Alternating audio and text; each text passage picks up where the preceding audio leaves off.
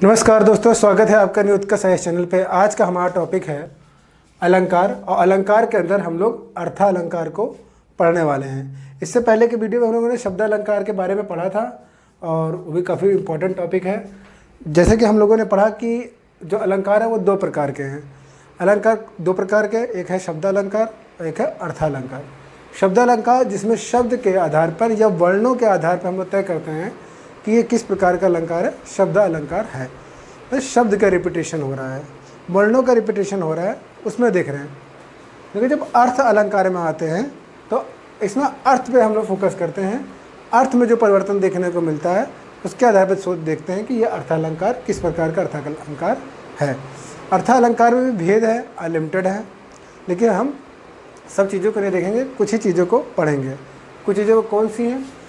अर्थ के आधार पे, यानी यहाँ पे देखेंगे उपमा अलंकार, रूपक अलंकार, उत्प्रेक्षा अलंकार, अतिशयोक्ति अलंकार और भ्रांतिमान अलंकार पढ़ने वाले हैं। इतने इम्पॉर्टेंट हैं, ये आप पढ़ लेंगे, इनको अच्छे से समझ लें। सब इस को समझने से पहले चीज़ तो हम ये जान लें कि यहाँ पर अर्थ के आधार पर जो अलंकार है उसमें पहला अलंकार है उपमा अलंकार। उपमा अलंकार में कुछ चीज़ें बहुत इम्पॉर्टेंट बताई गई हैं। वो अगर चीज़ें अगर समझ गए हैं तो और जितने अलंकारों को समझने में आसानी होगी। क्या चीज़ें?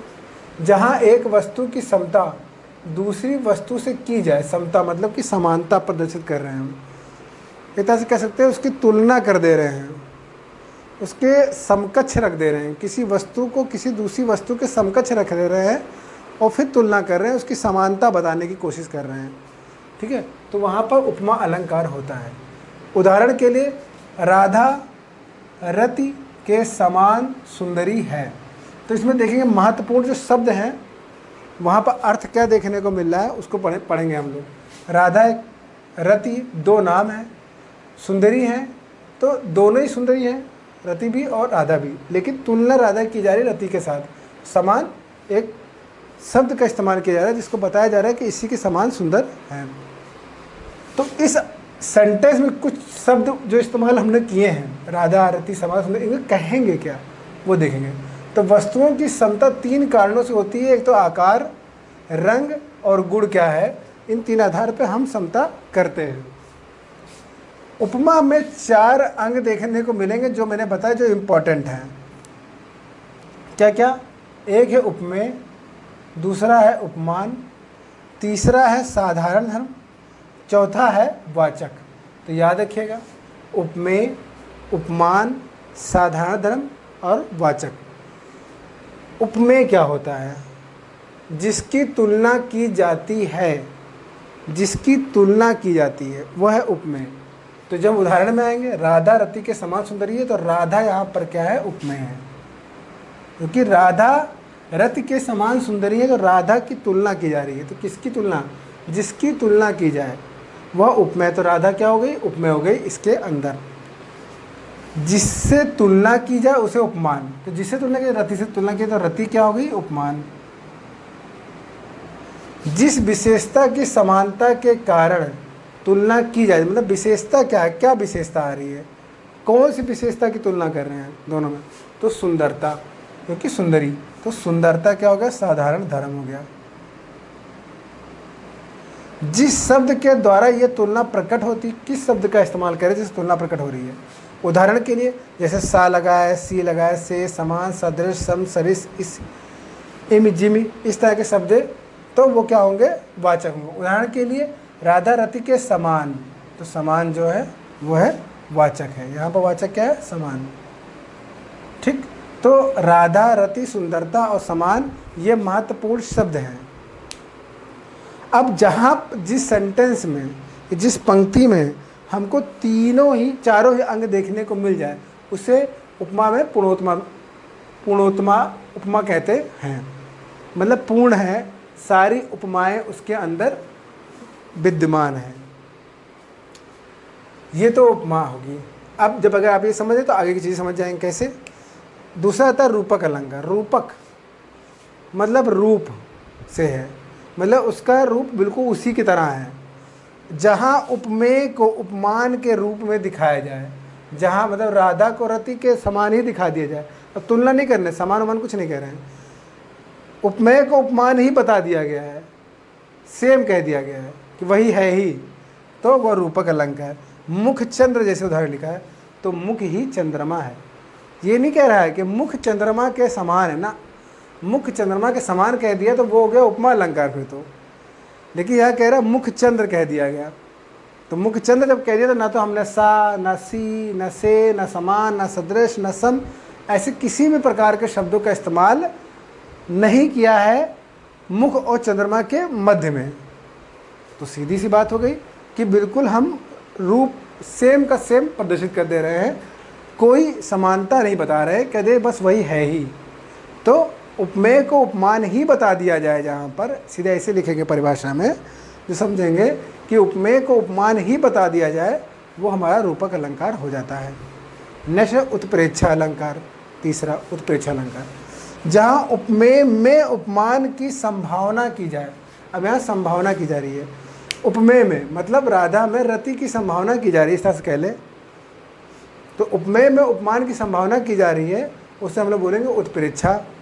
वाचक शब्द है जैसे कि मान लिया में, मतलब मानना है, संभावना के मान लिया, मानते हैं, जैसे मानो, मनहु, मनहु, मन, जानो, जनो, जन, निश्चय, मेरे जान, इव, इस तरह के शब्दों का इस्तेमाल कर रहे हैं, वाचक शब्द हैं। अब यहाँ पर संभावना, अब इसमें देखिए आपको समझना क्या है, संभावना, उपमेय में उपमान की संभावना, वहाँ उत्प्रेक्षा अलंकार। उदाहरण, सोहत ओढ़े पीत पट, श्याम सलोने गात, मानो।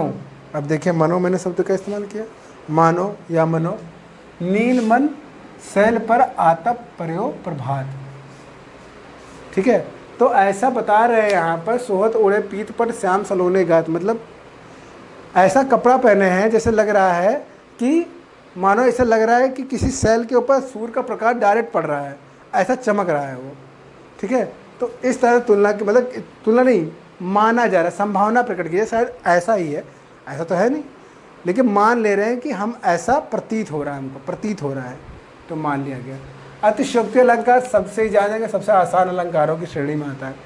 अतिशयोक्ति शब्द पढ़ा तो आप कहें ऐसा अलंकार जहाँ बहुत बढ़ा चढ़ा के चीज़ों का वर्णन किया गया हो, किसी वस्तु का बढ़ा चढ़ा के वर्णन किया जाए, वहाँ अतिशयोक्ति अलंकार हो। तो जैसे देख लो साकेत नगरी है यही, स्वर्ग से मिलने गगन में जा रही है, मतलब अतिशयोक्ति अलंकार जो आप अपने इर्द गिर्द देखते हैं उससे कहीं ज़्यादा बढ़ा चढ़ा के कोई बात कही गई है, पंक्तियों के माध्यम से कही जा रही है, तो आप समझ लीजिए वो अतिशयोक्ति अलंकार है, जो कि संभावित, जो कि संभव प्रतीत ना हो, ठीक है।